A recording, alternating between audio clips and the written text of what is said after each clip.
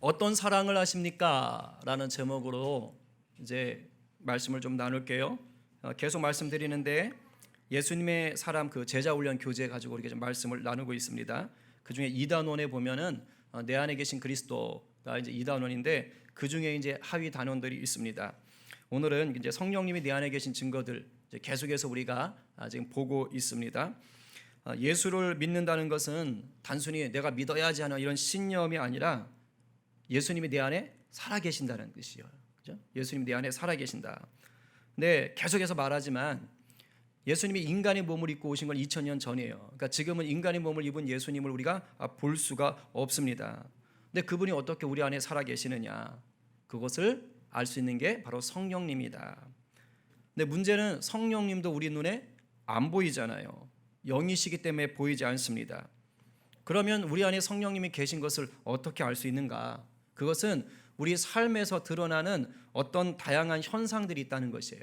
그러니까 저 사람 안에 성령이 계시구나, 살아 계시구나, 역사하시는구나 라는 것을 그 사람의 삶에 드러나는 어떤 현상들을 통해서 알 수가 있다는 것입니다. 처음으로 이제 나눴던 것이 뭡니까? 예수님을 누구로 고백한다고요? 주님으로 고백한다는 거예요. 이 퀴리오스라는 말을 썼습니다. 퀴리오스. 초대교회 당시에 예수님을 주님이라고 한다는 것은 누구를 주님으로 말하지 않는다는 것입니까?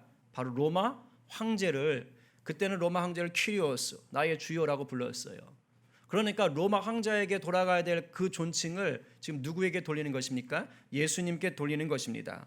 그런데 그때 당시 그런 식으로 얘기한다는 것은 뭐를 각오했다? 죽음을 각오했다. 순교를 각오했다는 것이에요. 그러니까 요즘 우리 아이들이 아니면 이렇게 여러분들이 연예인이나 가수를 좋아하고 막 영웅 삼잖아요. 영웅? 그 트로트의 누구죠? 임영웅인가요? 완전 영웅이던데. 아이들부터 할머니들까지 다 좋아하더라고요. 그래서 난 너 없이 못 살아. 좋아서 못 살아. 막 이러면서 그냥 난리가 나던데 그런 정도가 아닌 거예요. 막 그런 정도로 나 당신 너무너무 좋아요. 그런 게 아니라는 거예요. 예수님을 나의 주님이라고 부르는 것은 정말로 예수님이 내 목숨보다 소중하다. 예수님이 내 목숨을 책임지시는 분이다.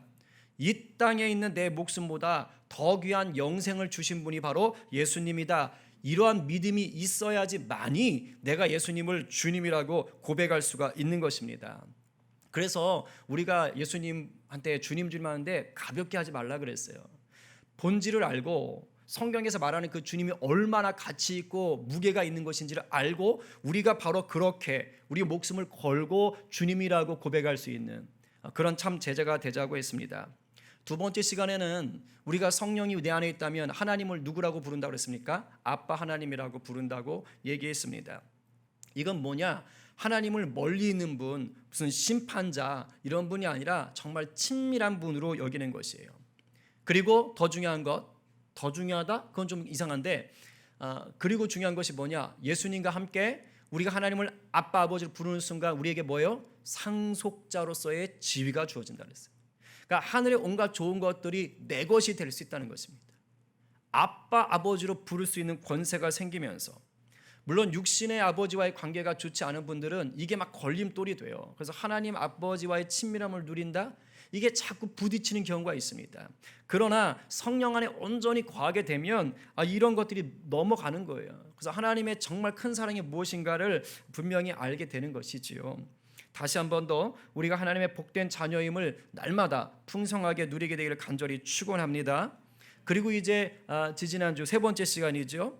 우리가 예수님을 정말 나의 주님으로 하나님의 아빠로 부르면서 또 성령 안에 거하는 자는 내가 구원받은 것이 내 힘이 아니라 하나님의 은혜로 되었다는 것을 고백하게 된다는 것이에요. 그리고 지금도 은혜 없이는 살아갈 수 없다는 것을 고백합니다. 은혜는 하나님이 우리에게 거저 주시는 거예요. 나의 노력의 대가가 아니라고 했습니다. 근데 착각하면 안 되는 게 있어요. 이게 나에게 거저 주신다고 그래서 은혜가 내게 좋은 것들을 공짜로 내가 누리는 것이다 이렇게 생각하시면 안 됩니다. 그게 아니고요. 오히려 나의 노력으로는 죽었다가 깨어나도 얻을 수 없는 것이었기 때문에 하나님이 대신 값을 치르고 주시는 거예요.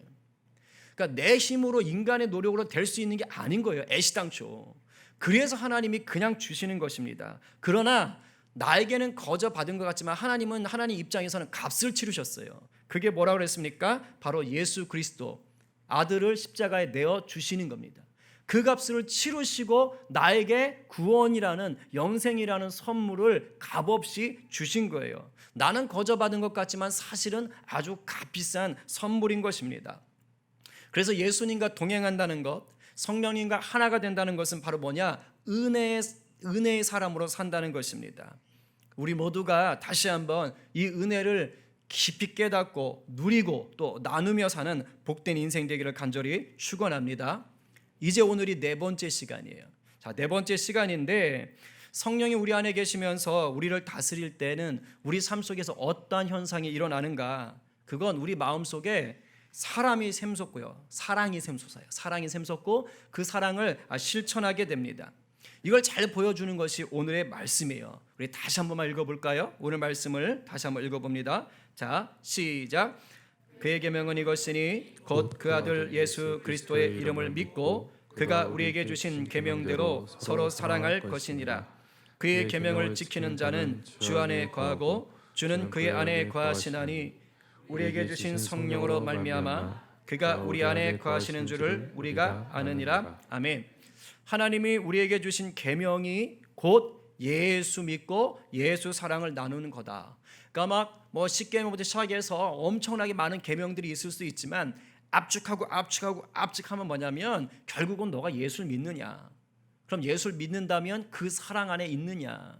이것을 나누고 있느냐. 이걸 얘기한다는 것입니다. 우리가 이 믿음과 사랑을 나눌 때 우리 안에 주님이 거하시는데, 그러니까 우리가 그 믿음과 사랑을 행해야 주님이 내 안에 있는 게 되는 거예요. 그런데 그것을 뭘 통해 안다고요? 성령님을 통해서 알게 된다. 오늘 정확하게 이 두 구조를 통해서 얘기가 되는 것입니다.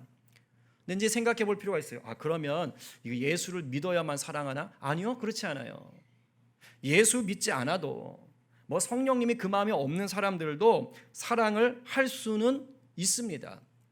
여러분 한번 보세요.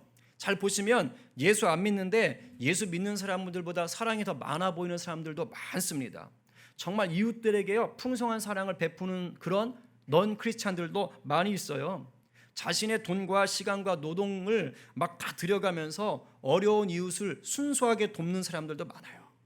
그러니까 막 의도를 가지고 나쁘게 돕는 사람도 있죠, 그죠? 요즘 이제 수해 현장에 가서 막 정치인들 달려가고 막 그러잖아요, 그죠? 근데 그런 것들 떠나서 정말 순수하게 돕는 사람들도 많이 있어요. 안 믿는데도. 근데 이것은 사실 이제 넓게 보면 하나님이 모든 인간들에게 주신 일반 은총 안에서 일어나는 현상입니다. 그러니까 하나님과 무관하지 않은 거예요. 하나님이 모든 인간들 가운데 행복하게 살 수 있는 기본 가치를 다 인간의 영역에 넣어주시는 거예요. 기본으로 세팅을 해주십니다. 예를 들어서 우리가 알고 있는 사랑이라든가 뭐 정직이라든가 아니면 정의라는 어떤 이런 것들이에요. 이런 가치들은 일반적인 모든 사람들 가운데 들어있는 것입니다. 비록 많은 사람들이 죄에 더럽혀져서 하나님이 주신 일반 은총을 온전하게 풍성하게 누리지는 못해요. 막 변질되곤 합니다. 그러나 개 중에는 정말 저 사람은 법 없이도 살겠다. 예수 믿는 우리보다 더 대단해 할 정도로 이 하나님이 주신 일반 은총을 잘 드러내는 사람들도 있어요. 그러나 일반 은총만으로는 절대로 구원받을 수가 없습니다. 왜냐하면 하나님이 예수 그리스도 외에는 구원의 길을 두시지를 않았어요. 그럼 하나님 일반 은총을 왜 주셨을까요?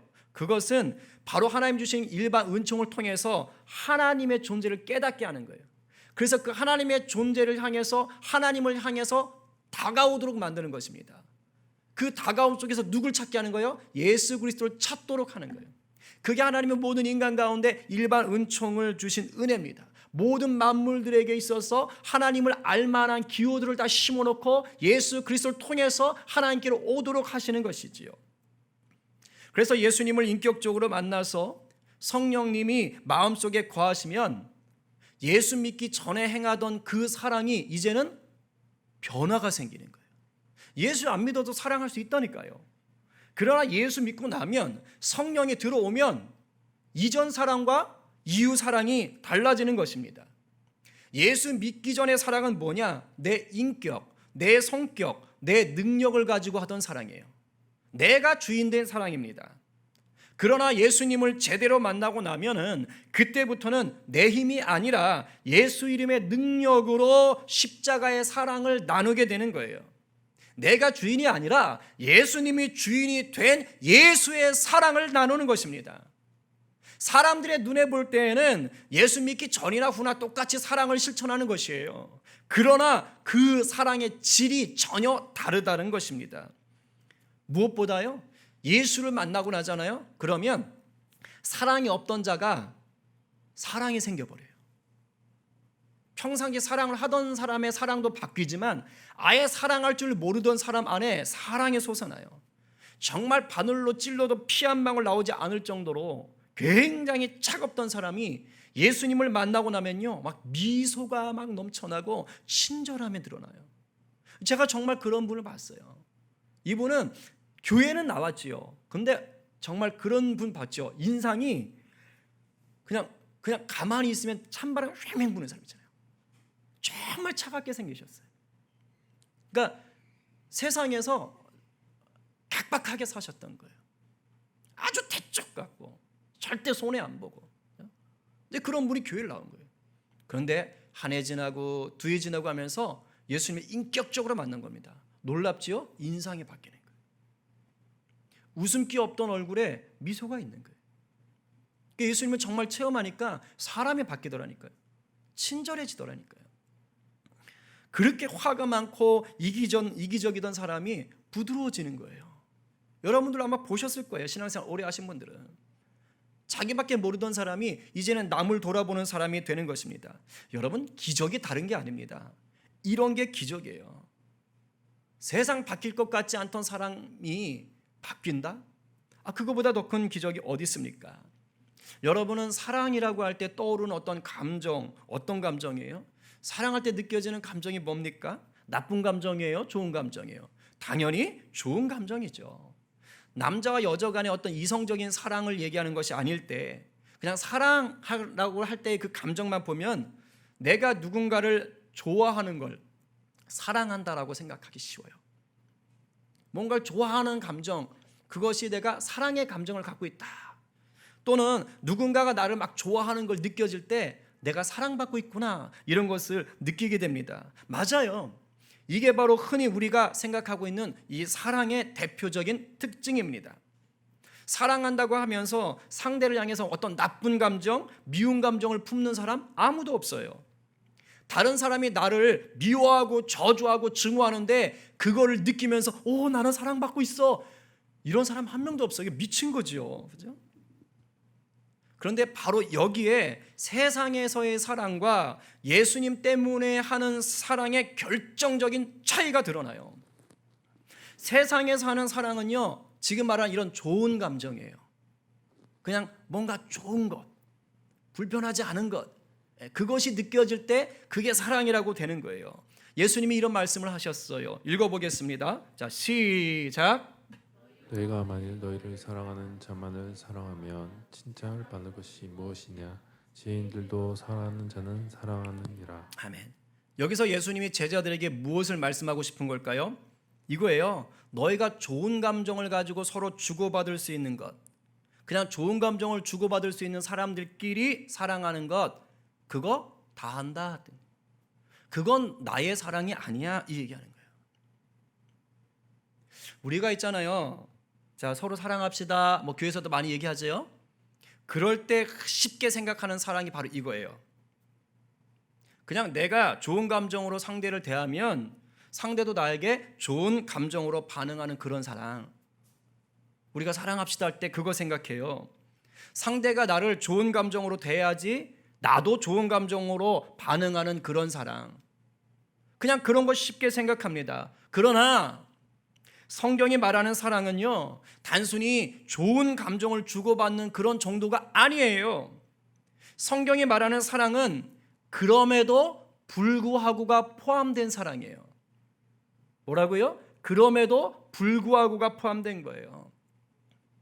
도무지 사랑할 수 없는 대상임에도 불구하고, 그럼에도 불구하고 사랑할 수 있는 그런 사랑이에요. 사랑할 만한 가치가 없는 대상임에도 불구하고 그럼에도 불구하고 사랑할 수 있는 그런 사랑이에요.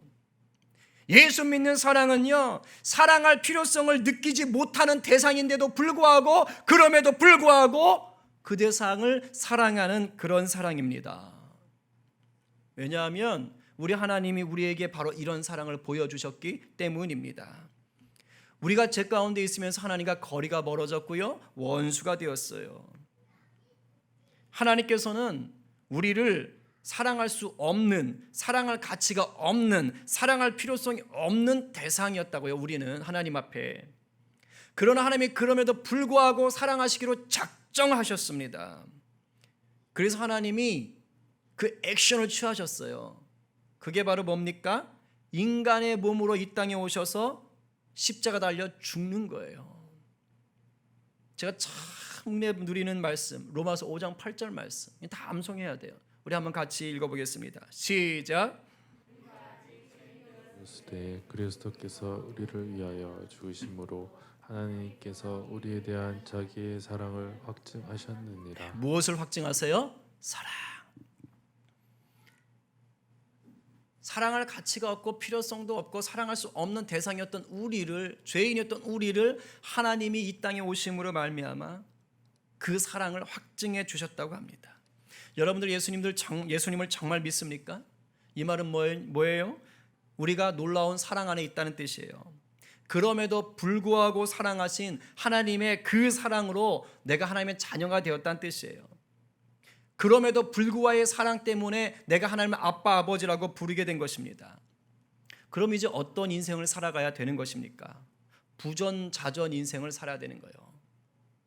그에 비해 그 자식이다 이 말 있잖아요. 그렇죠? 발가락이 닮았다라는 말 들어보셨어요? 이 사람 눈에 신경 안 쓰는 하찮은 것까지도 자기 부모를 꼭 닮았다는 것이에요. 우리가 그렇게 살아야 되는 거예요.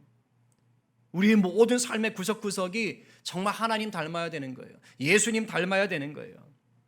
하나님이 우리에게 행하신 대로 우리도 그대로 행하면서 살려고 하는 것입니다. 성경 말씀이에요. 읽어보겠습니다. 시작. 그의 안에 산다고 하는 자는 그가 행하시는 대로 자기도 행할지니라. 아멘. 오늘 읽었던 본문이 있는 이 여기서 하나님이 행하신 그대로 행하라고 하는 그 행함의 중심이 뭡니까? 사랑이에요. 사랑. 요한일서는 온통 사랑밖에 얘기 안 해요. 핵심 주제가 사랑입니다. 어떤 사랑이라고요? 좋은 게 좋은 거? 아니요. 그럼에도 불구하고 사랑하는 십자가의 사랑을 얘기하는 것이에요. 그래서 성령 안에서 예수의 사랑을 실천하는 자는요, 이제 세상과는 다른 사랑을 해야 하는 것이에요. 세상과는 다른 사랑. 나를 좋아해 주는 사람만 사랑하시면 안 됩니다. 내 말을 잘 들어주는 사람만 사랑하시면 안 됩니다. 내 마음 내키는 대로만 사랑해서도 안 됩니다. 않는 자들이 하는 사랑에 불과해요. 그러면 어떻게 사랑하는 것이 참된 예수의 사랑, 십자가의 사랑입니까? 그럼에도 불구하고를 생각하시면 돼요. 저는 오늘 크게 세 가지로만 간단히 정리하고 싶어요. 첫 번째로, 나랑 직접적인 관계는 없지만 그럼에도 불구하고, 바로 십자가지요.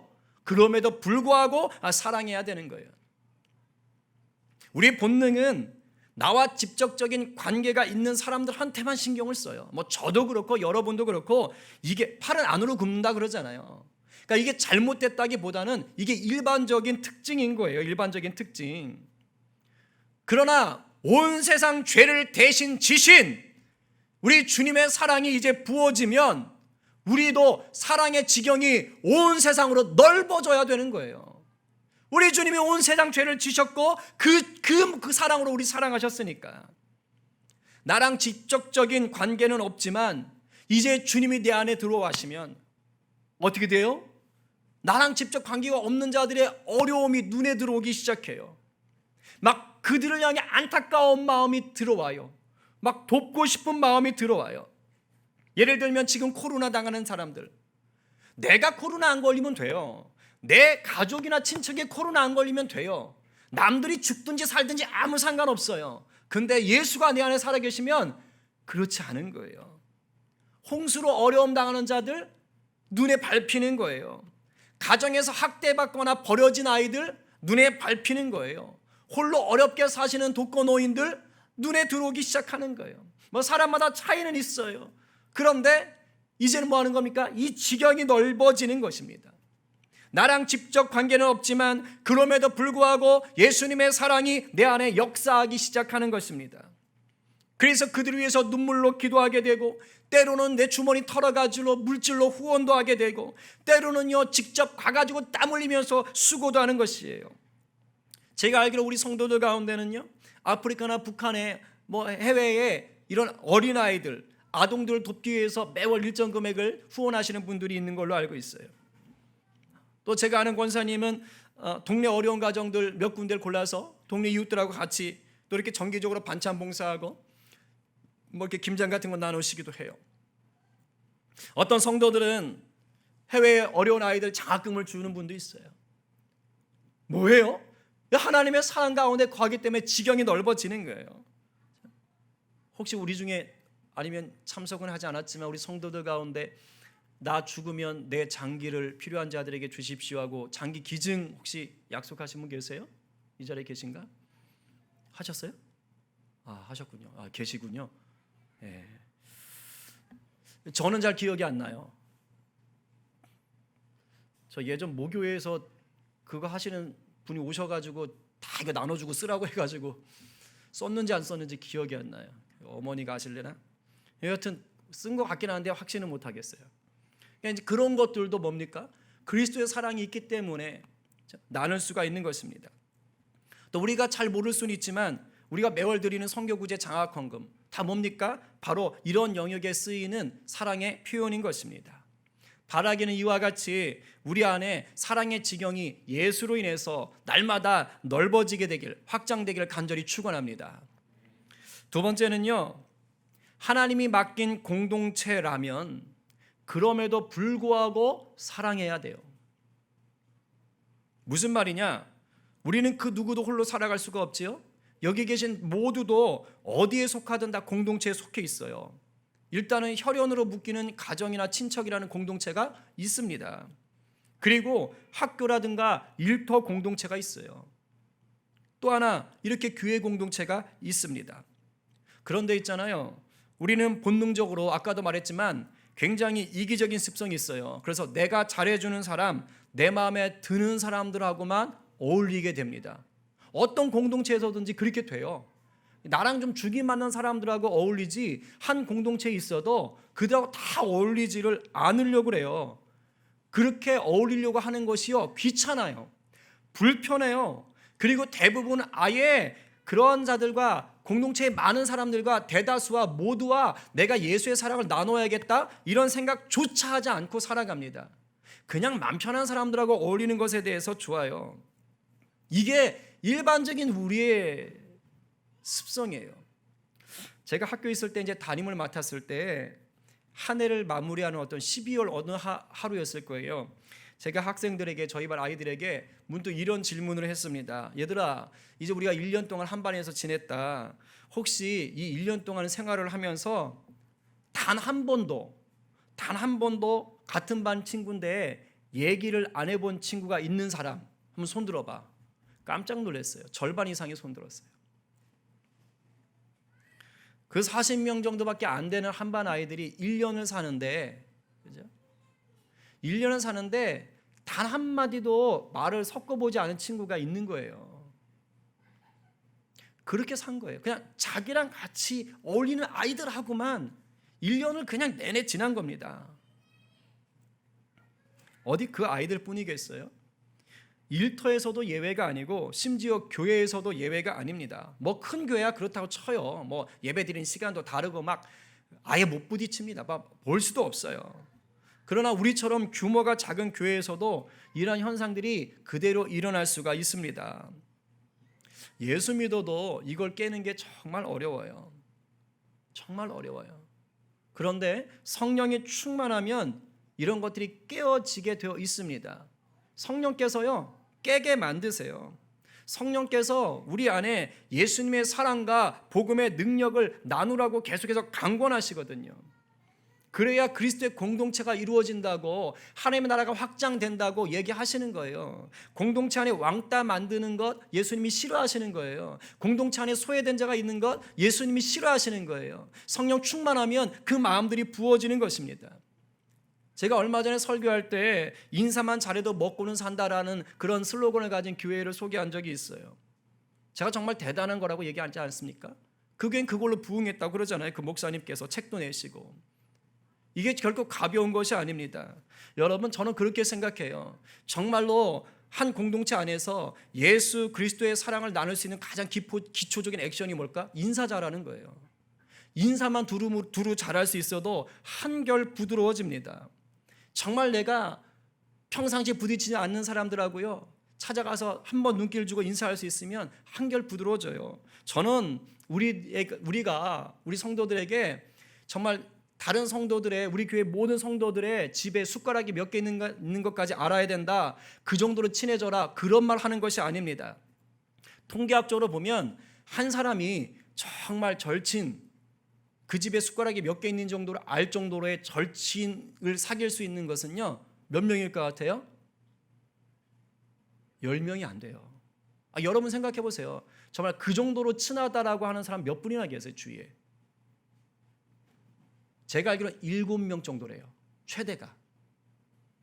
한 7명 정도를 그 정도로 친한 사람을 사귈 수 있지, 그 이상으로는 한 인간이 그만큼 사귀기가 쉽지 않답니다.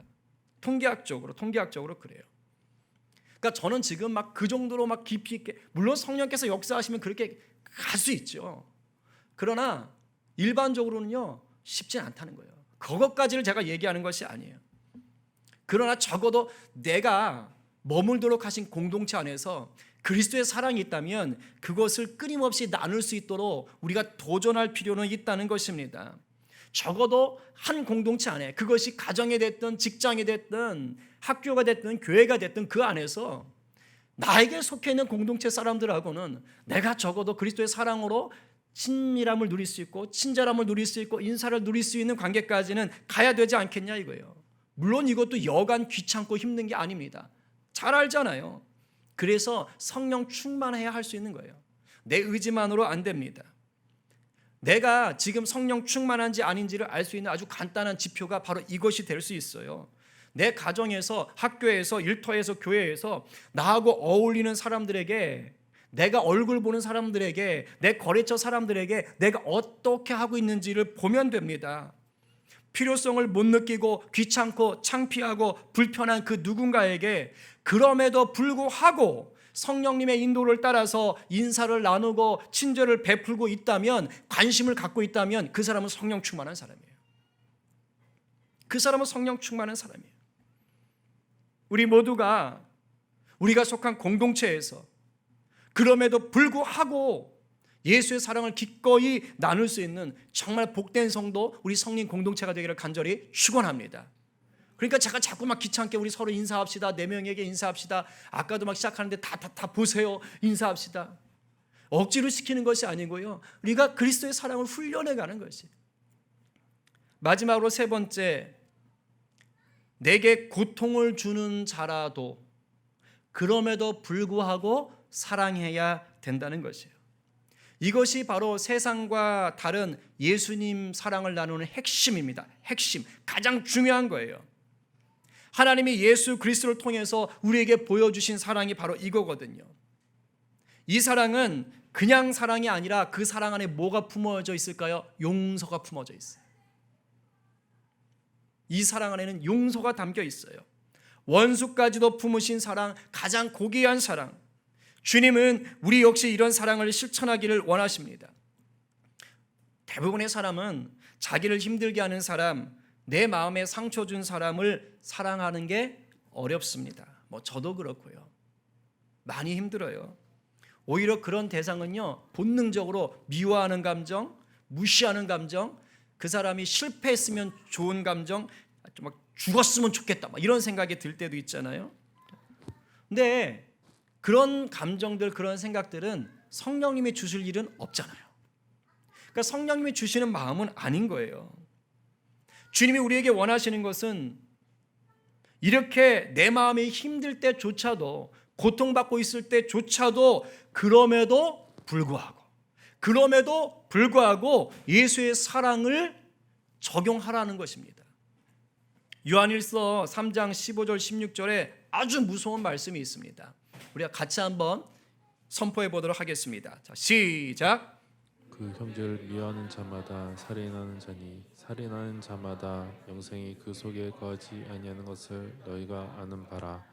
그가 우리를 위하여 목숨을 버리셨으니 우리가 이로써 사랑을 알고 우리도 형제들을 위하여 목숨을 버리는 것이 마땅하니라. 얼마나 무서운 말이에요. 미워하는 자마다 살인하는 자라잖아요. 얼마나 무섭습니까? 그 예수님의 사람 교제를 보면 어느 목사님의 간증 이야기가 수록되어 있습니다. 간단히 나누면 그런 거예요. 어떤 목사님 부부가 아이를 8년 만에 아이를 갖게 된 겁니다. 그래서 이제 아들이 태어났습니다. 얼마나 좋았겠어요? 그런데 그 목사님이 아들을 딱 처음 보는 순간 너무도 행복하고 사랑스러워야 되잖아요. 그 아이가. 그죠? 그런데 그것이 아니라 갑자기 그 아이 얼굴을 보고 싶지 않은 마음이 확 올라오더래요. 자기 아들인데 8년 만에 낳은 아들인데 얼굴을 보는 순간 사랑스러운 게 아니라 갑자기 보고 싶지 않다는 생각이 훅 올라오더래요. 왜냐? 자기 아버지랑 태어난 아들이 똑같이 생겼어요. 너무 닮았던 거예요. 그런데 왜 그랬냐면 그 목사님이 상처가 있는 거예요. 어릴 때 그 목사님의 아버지가 한 달에 한 번씩밖에 집에 안 오셨대요. 그러니까 아버지 없는 환경이 너무도 자연스러웠던 거예요. 오히려 아버지가 집에 오면 어색해졌던 겁니다. 그러니까 크면서 아버지가 당연히 원망스러웠겠죠. 그래도 이제 목사님이 되셨으니까 자기 딴에는 그런 아버지를 용서했다고 생각을 하셨대요. 근데 아들이 태어나서 그 아들을 보는 순간 갑자기 뭐 하는 거예요? 아버지 얼굴이 닮은 것을 보면서 그 원망스러움이 확 올라왔던 거예요. 그래서 내가 아버지를 향한 원망이 아직 사라지지 않았구나. 내가 아버지를 용서하지 못했구나. 그래서 그게 너무 화가 나서요. 너무 안타까워서 통곡을 하고 울었답니다. 그러면서 성령님 앞에 매달렸다고. 하나님, 내가 아버지 용서한 줄 알았는데 아니었어요. 하나님, 나 어떡합니까? 그때 성령께서 그런 말씀을 그 목사님의 마음에 주시더래요. 내가 너를 위해 십자가에 죽었음을 믿느냐? 내가 너의 아버지를 위해서 십자가에 죽은 것을 아느냐? 너를 위해 죽었듯이 너의 아버지를 위해서도 내가 죽었다. 그러면서 이제 아버지를 용서해라. 성령께서 그렇게 말씀하시더랍니다. 그런데도 마음이 움직여지지를 않더래요. 이게 그분만의 경험이 아니에요. 저도 그렇고 아마 여러분들의 경험일 수 있어요. 그런데 그때 우리 주님께서 갓 태어난 아들의 얼굴과 아버지의 얼굴이 싹 겹치게 하는 그런 영상을 싹 보여주시더래요. 그 목사님께. 얼마나 마음이 소스라치게 놀라고 결국 그렇게 되면 자기 아들을 사랑할 수 없게 되는 거예요. 그래서 진정으로 아버지를 용서하지 못했음을 깨닫고 애통함으로 하나님 앞에 기도하다가 마침내 하나님, 내 마음 중심으로 내 아버지를 용서하겠습니다. 이렇게 선포했답니다. 정말 성령님 앞에 무릎 꿇고 그렇게 선포했대요. 근데 그 순간 그 십자가의 은혜가 뜨겁게 밀려오면서 하나님의 그 치유하시는 사랑과 용서해 주심을 경험했다라는 거였습니다. 내 마음에 상처 준 자, 나를 힘들게 하는 자를요, 사랑한다는 것은 이게 말처럼 쉬운 게 아닙니다. 말로 안 돼요. 내 의지로도 안 됩니다. 마음 고쳐 먹겠다고요? 안 돼요. 어떤 사건만 나타나면, 유사한 사건만 발생하면 끊임없이 물일 듯이 일어나는 것이 견고한 진 아닙니까? 특히 나를 힘들게 하는 그 사람을 매일 봐야 한다면 이건 정말 지옥 같은 상황입니다. 그런데 예수님은 사랑하라라고 그러잖아요. 미워하는 자는 살인이라고 그러는 거예요. 예수님은 더 심한 말까지 하셨어요. 마태복음 5장 22절 한번 보겠습니다. 시작. 나는 너에게 이르노니 형제에게 노하는 자마다 심판을 받게 되고 형제를 대하여 나가라 하는 자는 공회에 잡혀가게 되고 미련한 놈이라 하는 자는 지옥불에 들어가게 되리라. 욕하고 저주하고 미워하고 원망만 해도 지옥불을 간다는 것입니다. 좀 너무하신 것 같지 않습니까? 대체 어쩌자고 우리에게 이런 말씀을 하실까요? 왜냐하면 우리 안에는 여전히 누군가를 원망하고 미워하고 심지어는 막 저주하고 죽기를 바랄 때가 있잖아요. 근데 예수님이 이런 말씀을 하신 거라니까요. 그럼 우리 지옥 가야 되는 거예요? 예수님이 우리를 다 그냥 지옥에 쳐넣고 싶으셔서 이런 말씀을 하신 걸까요? 당연히 아니겠죠. 맞습니다. 예수님이 이런 말씀을 하신 것은 우리가 누군가를 원망하고 저주하고 정말 감당할 수 없는 그 고통 속에서 마음 문을 열지 못하고 있는 것을 아시는데도 불구하고 이런 말씀을 하신 것은 뭘까요? 네 힘으로 안 되니까 나를 의지하라는 거예요. 우리 지난 시간에 봤던 게 은혜 아닙니까? 은혜? 은혜를 의지하라는 것입니다. 성령 안에 있는 자는 조금 전 말씀드린 그 목사님의 간증처럼 회개하고 용서함을 누릴 수 있는 은혜가 있어요. 누군가를 용서해 줄 수 있는 은혜가 임하는 것입니다. 저도 그렇고 여러분도 그렇고 다 경험해 봐서 아시겠지만은 성령님이 내 안에 살아 계시면 누군가를 미워하는 게, 누군가를 막 증오하며 사는 게 얼마나 불편한 것인지를 잘 알아요.